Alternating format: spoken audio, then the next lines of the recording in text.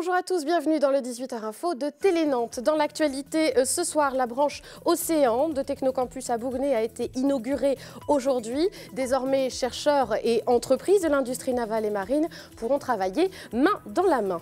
Elle n'est pas trébuchante, mais elle est sonnante. La nouvelle monnaie locale a été lancée à Nantes il y a 6 mois. L'heure est à un premier bilan. Le championnat de Ligue 1 reprend et le FCN reçoit les Troyens de l'Estac ce samedi à la Beaujoire. La Californie a sa Silicon Valley, Bougnay aussi, ou presque. Elle s'appelle en bon français la Jules Verne Manufacturing Valley. Il y est bien sûr question de recherche, d'innovation, d'industrie du futur. Un nouveau bâtiment a été inauguré aujourd'hui. Le Technocampus Océan s'occupe de construction navale et d'énergie marine et compte 350 emplois. Les précisions de Frédéric Lossan. Autour de l'aéroport Nantes-Atlantique, les pièces du puzzle commencent à s'assembler. On connaissait Airbus, l'usine Daher et le Technocampus pour les matériaux composites. Voici venir le Technocampus Océan. C'est une plateforme qui réunit sous le même toit des entreprises et des chercheurs. Ils sont spécialisés dans la construction navale et les énergies marines renouvelables.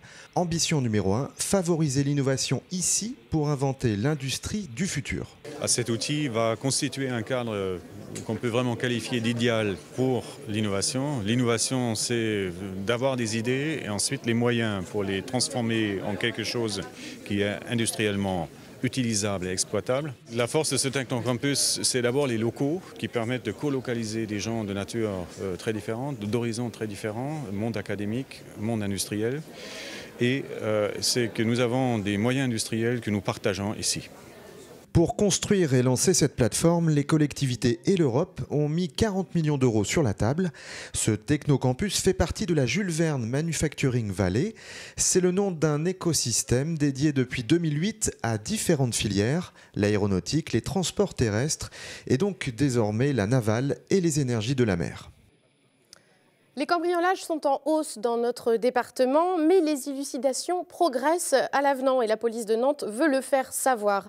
Elle présentait ce matin les objets qui ont été saisis suite à l'interpellation de 8 récidivistes qui avaient commis des cambriolages sur les communes de Saint-Herblain, Orvaux et Chaland. Ces interpellations sont le fruit de plusieurs mois d'enquête de la part de la sûreté départementale.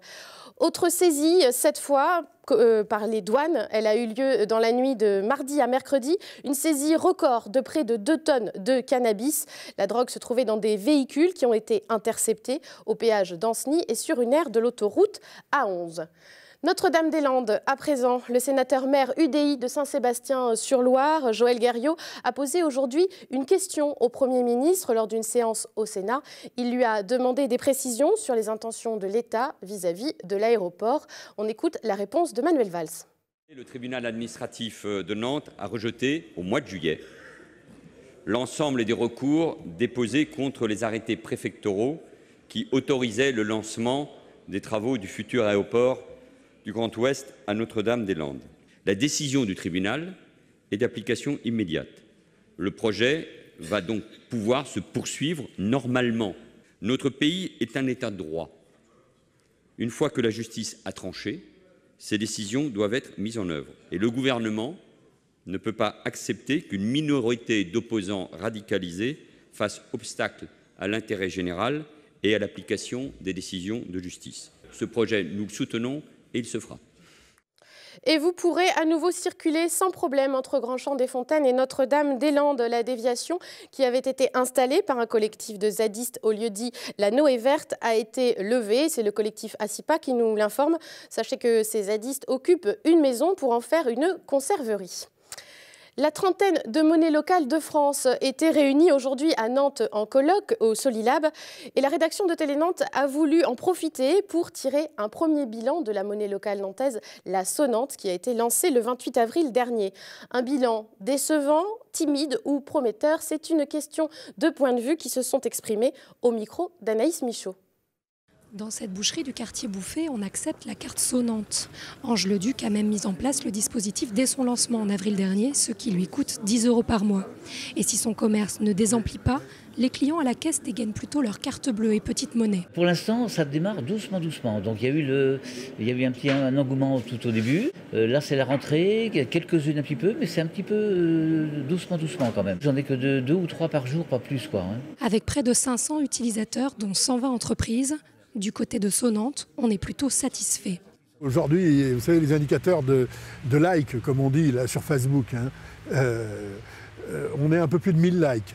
Alors, c'est pas beaucoup, mais on voit nos amis de Toulouse qui ont démarré il y a 3 ans et demi, ils en ont 3000. Alors, bon, on se dit, si on arrive à 1000 en 5 mois, c'est pas si mal. Ce que l'on ressent, c'est que les gens commencent à connaître Sonnante. Pourtant, en interrogeant les Nantais, cela semble encore confidentiel. Non, je ne connais pas Sonnante. Je ne connais pas Sonnante. J'ai effectivement entendu le nom, mais je ne savais pas exactement la portée de l'histoire. Sur le principe, pourtant, Sonnante fait quasiment l'unanimité. Au premier abord, ça me paraît pas mal. C'est une échange de proximité. Recommencer en fait à discuter sur un point de vue local et non pas global.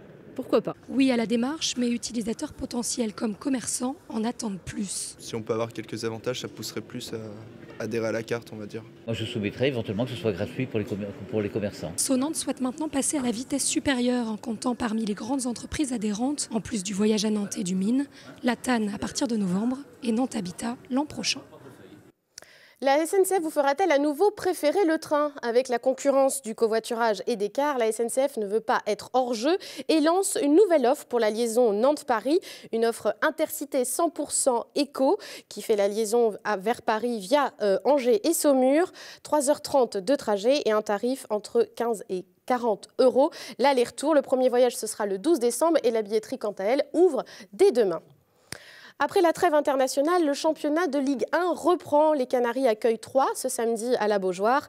L'équipe devra confirmer le renouveau observé face à Lille et à Nice, mais elle devra aussi compter avec des internationaux absents depuis 2 semaines. Les rencontres Nantes-Troyes sont toujours pleines de surprises, foi d'Olivier Caillé. Notre journaliste était ce matin à la Jonelière pour recueillir les impressions d'avant-match. Regardez. La Jonelière sonnait un peu creux ce matin. À 2 jours de la réception de Troyes, Michel Derzakarian et son staff récupèrent leurs internationaux au compte-gouttes. Viscarando a débarqué du Venezuela ce matin. L'Islandais Sigthorsson est quant à lui revenu tard hier soir dans la Cité des Ducs. Un seul manque encore à l'appel, l'Américain Alejandro Bedoya, qui va revenir malade et d'ores et déjà forfait pour la rencontre face à Troyes. Il y a toujours quelque chose quand il part en sélection. Il y a des joueurs comme ça, quand ils partent loin, avec des voyages si loin. Voilà. Au niveau de la récup, c'est plus compliqué. Bien sûr que c'est un handicap pour nous. Ouais. L'attitude qu'il avait sur les derniers matchs, il court beaucoup, il est généreux, il est à l'origine des buts qu'on marque. Voilà, c'est bien sûr que c'est préjudiciable pour notre groupe. Ouais. Car face aux Troyens, les Canaries peuvent distancer un concurrent direct dans la course au maintien en cas de victoire. Et la trêve internationale, venue couper la bonne dynamique nantaise, n'est pas un problème pour Rémi Rioux. Les internationaux qui ont eu des beaux résultats avec leur sélection. Donc j'espère qu'ils vont aussi nous emmener continuer à cette spirale positive pour emporter 3 points importants ce week-end. C'est important, il y a des matchs, il y a des grosses échéances qui arrivent sur les semaines qui vont venir. On a pas mal de matchs à l'extérieur, donc c'est important de prendre les points à domicile, surtout contre des équipes qui vont jouer le maintien comme nous. 7 matchs en un peu plus d'1 mois, dont 5 à l'extérieur. Un programme chargé qui en dira certainement plus sur les vraies possibilités de cette équipe nantaise. Et pour voir le match entre le FC Nantes et Troyes, rendez-vous sur Télé Nantes lundi prochain à 19h20. C'est le rendez-vous international des fans de SF. Les Utopiales reviennent à Nantes pour une 16e édition à partir du 29 octobre. 200 invités attendus, 110 conférences, 12 expositions, 53 séances de films. La science-fiction se monte sur tous les supports et pour tous les publics. Le thème retenu cette année, c'est réalité. Mais quels sont les rapports entretenus entre la science-fiction et la réalité? Hugo Bellagamba, le directeur artistique du festival, a eu moins de 4 heures pour répondre à la question de Benoît Balti. La science-fiction n'est pas opposée au réel, elle est au contraire un élément qui construit notre rapport à la réalité à travers le rêve, à travers le futur, à travers l'évasion qu'elle nous propose. En fait, elle nous parle de nous et elle nous parle de notre rapport au réel, de ce que nous ce que nous craignons du réel, ce que nous souhaitons qu'il nous apporte, la place que l'on voudrait y tenir. Et cette science-fiction, finalement, depuis Jules Verne, en réalité, nous parle de la réalité, sous couvert d'imaginaire. Et il était grand temps, il était vraiment grand temps, qu'arrivé à 16 ans, les utopiales et l'audace, le courage, de vraiment affirmer et de le dire haut et fort que la réalité et la science-fiction sont étroitement liées. C'est la fin de cette édition, merci de l'avoir suivi.